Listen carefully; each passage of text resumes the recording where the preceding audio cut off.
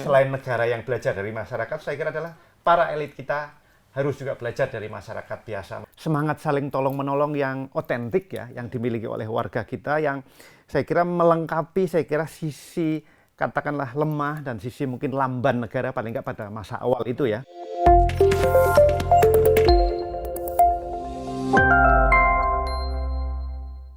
Halo semuanya, kembali lagi di Pogov Talk.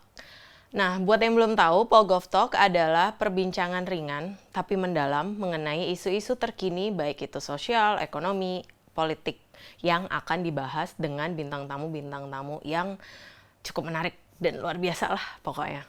Nah, hari ini kita akan membahas mengenai sebenarnya ini agak cukup mengganggu hidup banyak orang ya, terutama di tahun 2020, yaitu krisis COVID-19. Kira-kira apa sih yang bisa kita pelajari dari kondisi krisis ini?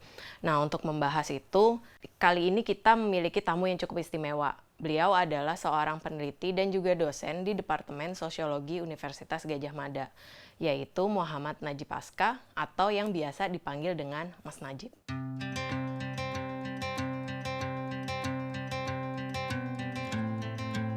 Muhammad Najib Aska atau Mas Najib adalah seorang sosiolog sekaligus dosen di Departemen Sosiologi Visipol UGM. Kiprahnya dalam dunia riset di bidang sosiologi membuat Mas Najib tidak asing lagi dengan fenomena kemasyarakatan khususnya dalam konteks pandemi COVID-19 ini. Mari kita ngobrol lebih dalam lagi bersama Mas Najib.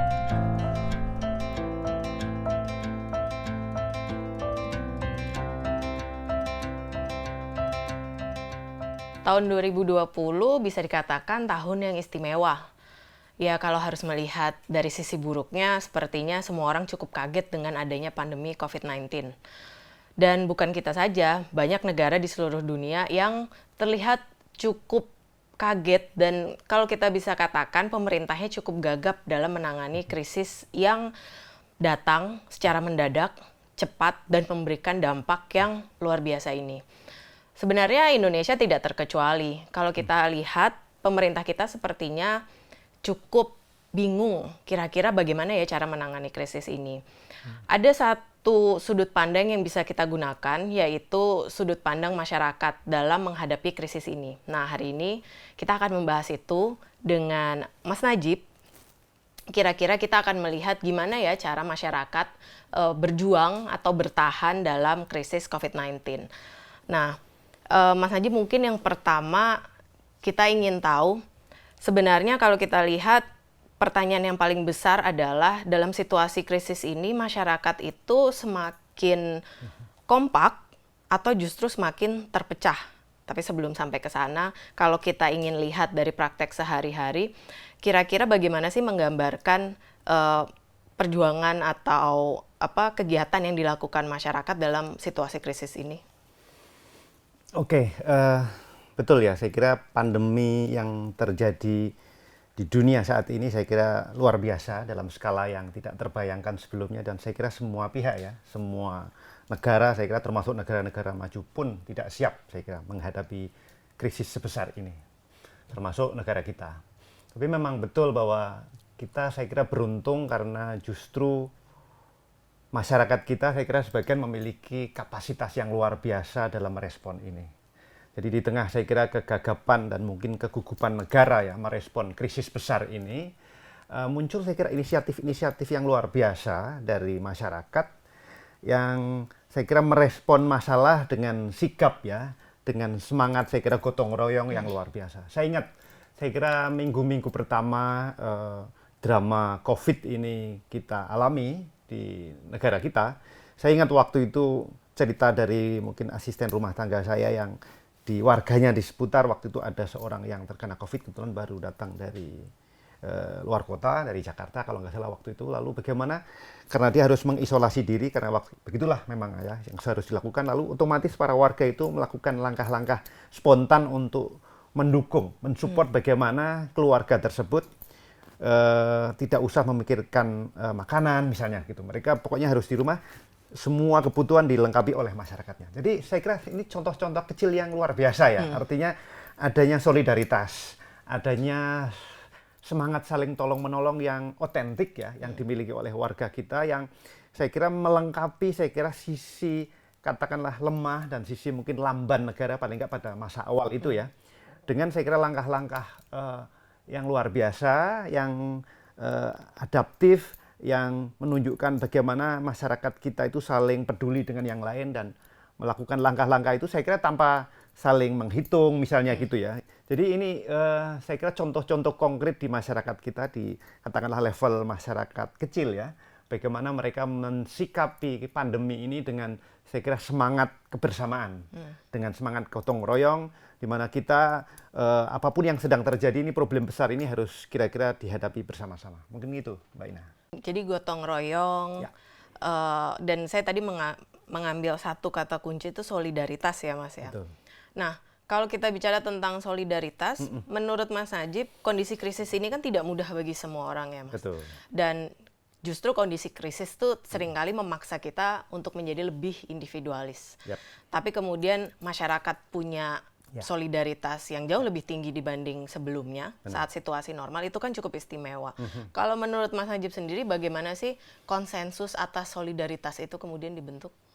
Ya, konsensus atas solidaritas itu saya kira terbentuk oleh pengalaman sehari-hari ya, oleh pengalaman alamiah bertahun-tahun saya kira di antara para warga, di mana ketika ada masalah yang terjadi, mereka tidak berhitung ini dulu misalnya pendukungnya siapa, kira-kira gitu ya. Ini kelompok mana misalnya begitu. Jadi orang yang saya kira kita pernah punya rekaman juga mengenai perselisihan politik ya, yang cukup berkepanjangan saya kira. Kita ada tahun 2014, tahun 2019 saya kira ada banyak drama-drama lah di sekitar kita ya mengenai kontestasi politik yang meninggalkan mungkin luka-luka, kira-kira begitu.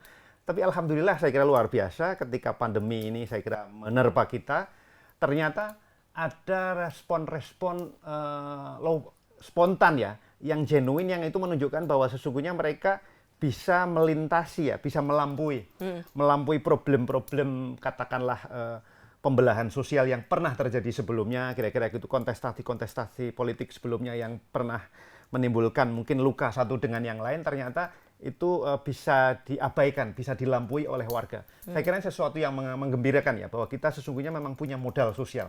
Kita punya modal sosial yang luar biasa untuk merespon krisis, kira-kira gitu.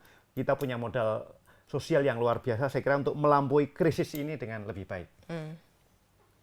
Ya, modal sosial. Jadi udah dua ya kata kunci ya, ya Mas ya. Ada solidaritas, ada modal sosial. Ya. Nah, yang menarik kemudian kan bagaimana sih kemudian kalau kita bicara dari perspektif negara ya.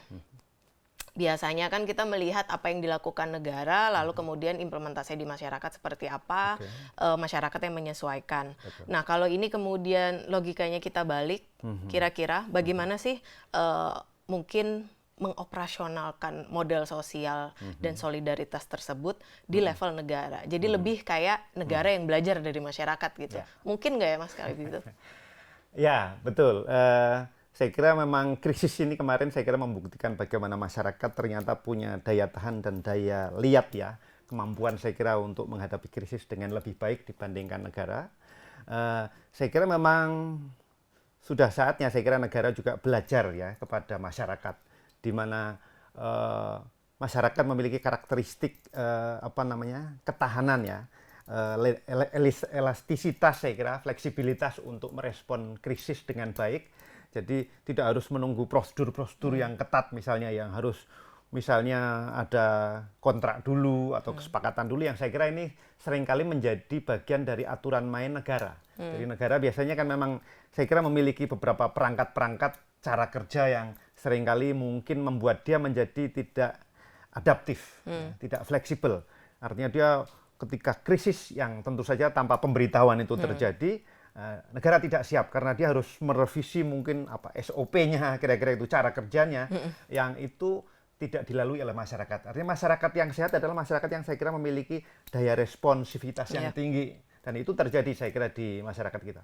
Dan itu sebenarnya bukan pertama kali ini, Mbak Ina, menurut saya. Jadi memang saya kira ada beberapa riset ya, survei yang memang menunjukkan bahwa masyarakat kita termasuk salah satu masyarakat yang memiliki modal sosial yang tinggi. Saya ingat salah satu laporan riset yang dibuat oleh Legatum Prosperity Index misalnya tahun 2018 kalau saya nggak salah ya, yang menunjukkan bahwa Indonesia salah satu negara yang memiliki modal sosial yang tertinggi di dunia, salah satu yang tertinggi. Lalu juga dengan semangat kerelawanan, semangat keluargaan, saling mendukung yang juga tinggi. Jadi memang kita punya modal itu, dan saya ingat itu juga terbukti ketika krisis 98 ya, 97-98 itu saya ingat waktu itu kan krisis luar biasa juga ya, krisis ekonomi mendera kita.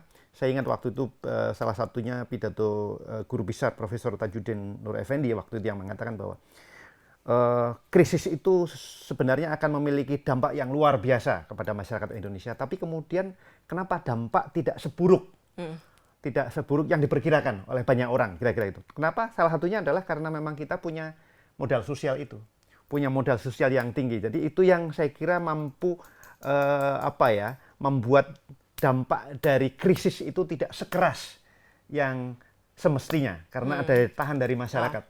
Sementara negara waktu itu juga kolaps, kira-kira gitu, lemah, tapi masyarakat kita saya kira punya daya tahan yang tangguh, sehingga itulah yang membuat kita mampu bertahan dengan lebih baik. Oke. Kalau kata anak Jaksel tuh kayak good resilience ya Mas ya. Itulah kira-kira. Saya mungkin mau menambahkan tadi, ini contekan saya mengatakan sebenarnya Indonesia tuh juga ranking 1 dalam World Giving Index. Betul. Dalam frekuensi donasi dan kerelawanan. Yes. Ini yang melakukan surveinya Charities Aid Foundation. Betul. Di tahun 2018. Betul. Jadi mungkin dari situ saya ingin menggarisbawahi mungkin perpecahan yang terjadi pada momentum-momentum tertentu tuh sebenarnya bukan wajah asli kita ya Mas ya? Betul, kalau saya lihat itu untuk sebagian justru mungkin terjadi atau didominasi di level elit. Jadi para elit politik kita lah sebagian yang mungkin mengeraskan ya, mengamplifikasi segregasi atau polaritas itu, polarisasi itu. Jadi mungkin di masyarakat tidak sekeras itu. Mungkin sebagian juga barangkali kita sekarang ini banyak sekali terpengaruh oleh lingkungan ekosistem digital ya, yang kadang-kadang memang semakin membelah kita. Artinya logika algoritma media sosial memang kemudian membuat kita semakin terbelah, karena kita hanya akan kira-kira didekatkan kepada apa yang kita sukai, kira-kira gitu ya. Jadi apa yang kita sukai itulah yang kemudian selalu muncul dalam timeline kita misalnya gitu dan lain-lain. Akibatnya kita semakin asing terhadap kelompok lain, terhadap yang berbeda. Kita hanya makin mengenal kelompok kita dan semakin yakin mungkin ya dengan katakanlah pilihan politik kita, tapi semakin mungkin tidak mengenali dan bahkan mungkin membenci jangan-jangan ya. Semakin saya kira ini situasi yang terjadi saya kira adalah justru level elit kita yang jadi masalah. Nah, mungkin sama seperti tadi, saya kira justru sekarang saatnya para elit kita untuk belajar dari warga biasa, katakanlah gitu, kelompok-kelompok bawah yang kira-kira justru saya kira mereka bisa melintasi perbedaan dan pertentangan politik yang pernah terjadi sebelumnya. Mereka mampu move on, orang bilang ya, anak Jaksel bilang ya ini. Mereka mampu move on, kira-kira gitu. Saya kira sehingga krisis ini dihadapi bersama. Tidak harus kita di saat krisis tetap melihat, wah itu kelompok itu jangan kita bantu atau kita dukung, jangan. Jadi saya kira ini satu kearifan lain, selain negara yang belajar dari masyarakat, saya kira adalah para elit kita harus juga belajar dari masyarakat biasa, masyarakat akar rumput, yang saya kira mampu menunjukkan, saya kira justru respon-respon otentik yang luar biasa, yang keren ya, saya kira yang menunjukkan kemampuan kita dan daya tahan kita sebagai bangsa. Mungkin itu. Nah, itu ada 2 pesan penting. Yang pertama, negara harus belajar dari masyarakat. Yang kedua, elitnya juga harus belajar dari masyarakat. Jadi biar kayak masyarakatnya ada gunanya dan elitnya juga jauh lebih berguna ya Mas ya? Betul. Elit biar juga menjadi bagian dari solusi masalah, bukan sumber masalah, kayak gitu begitu. Nah, ya saya sepakat. Nah, mungkin tadi kita udah mendengar banyak ya pandangan Mas Najib tentang bagaimana sih seharusnya negara tuh belajar dari masyarakat. Mungkin yang menarik adalah Mas Najib sendiri sebagai bagian dari masyarakat, kalau harus merefleksikan bagaimana 2020 ini cukup mengacak-ngacak hidup banyak orang gitu. Mas Najib sebagai bagian dari masyarakat, bagaimana sih menghadapi ini? Apakah kemudian situasi krisis ini membuat Mas Najib lebih berjarak dari masyarakat dan negara dan konteks sosial secara umum, atau merasa lebih menjadi bagian sebagai problem solver dalam situasi krisis ini?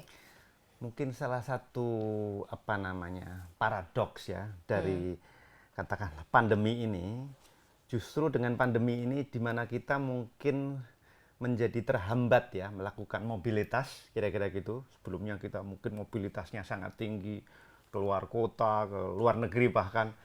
Sampai beberapa bulan ini kan kita terkungkung, tersulit lah, mengalami kesulitan luar biasa untuk itu ya. Saya kira ini menarik justru karena seperti mendekatkan kita pada satu diri kita sendiri. Mungkin selama ini jangan-jangan karena semakin terlalu banyak mobilitas kemana-mana itu kita jadi semakin jauh terhadap diri kita sendiri. Dalam arti kita tidak mengenali betul-betul diri kita, mungkin lingkungan dekat kita. Jadi ini momentum refleksi yang luar biasa bagi saya ya. Momentum refleksi yang sangat mendalam di mana kita mungkin semakin menghindari macam-macam formalitas yang terlalu tinggi, yang sebelumnya mungkin terlalu dipentingkan di masa-masa sebelumnya ya. Jadi katakanlah kadang-kadang harus terbang jauh ke sana hanya waktu sebentar untuk sesuatu yang seremonial belaka. Kira-kira gitu, itu kadang-kadang terjadi. Sekarang dengan teknologi saya kira kita salah satu dampak penting dari pandemi ini kemudian kan kita memang dipaksa untuk menggunakan teknologi lebih banyak lagi. Karena kenyataannya itu sangat membantu. Kita bisa berkomunikasi dalam saat yang bersama dengan teman-teman kita misalnya di Eropa, di Afrika, di Amerika dengan cepat ya. Kita nggak perlu menunggu waktu berbulan-bulan untuk mengatur bertemu yang sangat sulit itu misalnya. Jadi sekarang saya kira satu sisi lain saya kira ya dari krisis ini adalah saya kira selain tadi katakanlah dimensi-dimensi sosial kemasyarakatan ya yang luar biasa itu yang saya kira dimiliki oleh kewargaan kita. Saya kira ini juga bagi semuanya saya kira ya momentum refleksi personal yang sangat mendalam, di mana saya kira kita perlu mendefinisikan ulang siapa diri kita dan apa mungkin peran dan kontribusi kita di dalam masyarakat. Saya kira kita harus belajar banyak justru seperti itu dari orang-orang yang mungkin biasa-biasa saja. Tapi ternyata mereka justru bekerja luar biasa. Mereka berbuat luar biasa, kira-kira gitu. Bahkan dalam keterbatasan pun, kira-kira gitu, mereka masih memikirkan orang lain. Dalam keterbatasan pun mereka masih menyumbangkan sesuatu pada orang lain dengan semua keterbatasannya, dengan kebersahajaannya, kira-kira gitu. Saya kira itu poin-poin penting ya, yang bagi saya secara personal membuat ini momentum yang luar biasa, pandemi ini. Mungkin saya bisa simpulkan secara cepat, kita mulai dari refleksi ya Mas. Jadi 2020 ini hal pertama yang bisa kita lakukan adalah refleksi ke diri sendiri. Betul. Nah, mungkin yang patut disyukuri juga lainnya adalah mungkin dari wujud dari refleksi ini adalah solidaritas itu tadi. Betul. Karena kemudian yang muncul yang ternyata cukup banyak kita lihat dilakukan oleh masyarakat adalah justru masyarakat yang semakin solid. Di tengah situasi krisis dan kegagapan negara dalam mengatasi situasi krisis ini. Sehingga kalau misalnya kita harus kembalikan lagi tadi ke poin negara dan elit-elit yang ya memiliki kapasitas untuk melakukan perubahan dalam konteks yang cukup struktural lah misalnya.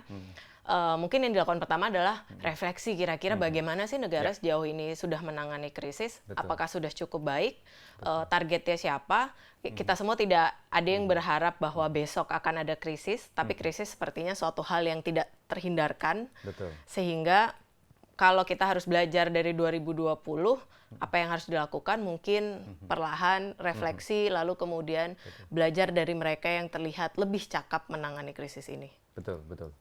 Tentu sebenarnya wajah masyarakat kita tidak pernah tunggal ya. Masyarakat kita wajahnya sangat majemuk.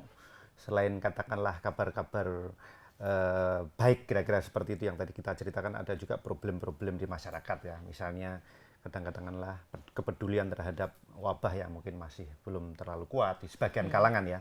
Ada ketidakpercayaan juga kadang-kadang, misalnya pikiran-pikiran konspiratif lah mengenai pandemi. Saya kira itu terjadi. Saya kira gitu. Itu juga saya kira kekayaan dari wajah keindonesiaan kita. Tapi secara umum saya ingin mengatakan bahwa sesungguhnya wajah keindonesiaan kita secara umum cukup baik, terutama yang itu tampak saya kira justru dari kewargaan. Dari para warga kita kira-kira muncul saya kira seperti yang kita bicarakan tadi, solidaritas, semangat saling tolong-menolong, gotong royong. Saya kira itu sesuatu modal sosial yang luar biasa. saya kira kita punya kesempatan saya kira menggunakan momentum krisis ini, momentum krisis pandemi yang luar biasa ini, justru memang untuk bangkit lebih cepat lagi, kira-kira gitu, dengan mengenali kapasitas kita, dengan mengenali saya kira kemampuan kita itu seperti apa, modal kita. Saya kira kita dengan itulah saya kira kita maju lebih pesat lagi, saya kira memanfaatkan situasi krisis ini untuk perkembangan kebersamaan kita, mungkin itu. Terima kasih sudah menyaksikan Polgov Talk episode kali ini. Jangan lupa nantikan video-video Polgov Talk lainnya dan kunjungi media sosial kita di @dppugm. Sampai ketemu lagi.